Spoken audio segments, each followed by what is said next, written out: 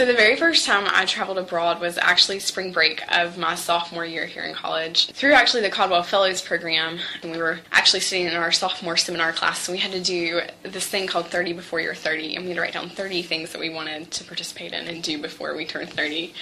And one of the things that I'd written down was the international mission trip. I went to the Dominican Republic and just fell in love with the culture and just the differences and appreciating the differences in our way of life, but more importantly, just seeing the similarities. I'm Caitlin Lowe, and I'm a senior in agricultural business management as well as plant biology. And I'm also a minor in economics. Next spring break of my junior year, I went back to the Dominican Republic.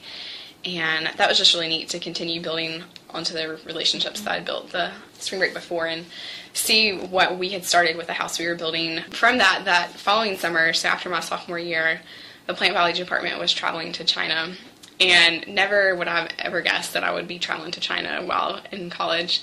We did research in a lab at a university in China, and it was really an eye-opening experience because we got to talk about and see things that the normal tourist wouldn't get to do. This past summer, when I ended up working in Zambia, it was way out of my comfort zone and challenged me day in and day out. It was really interesting because everyone was pretty much subsistence farmers.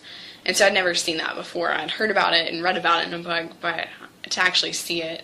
And so every day, that's what they did. Every single person pretty much got up and found their food for the day. I think all these international experiences have continued to shape my career interests. My interest within agricultural economics is the impact of subsidies and tariffs and those policies put in place by developed countries and how they impact the world price, and therefore how that impacts a developing country's ability to bring their produce to market and compete. Graduate school is next for me in August, and I'll be studying Ag Econ, and I've narrowed it down to Kansas State and Purdue. I don't have an exact career picked out. I suppose I'll see where life leads and what opportunities open up.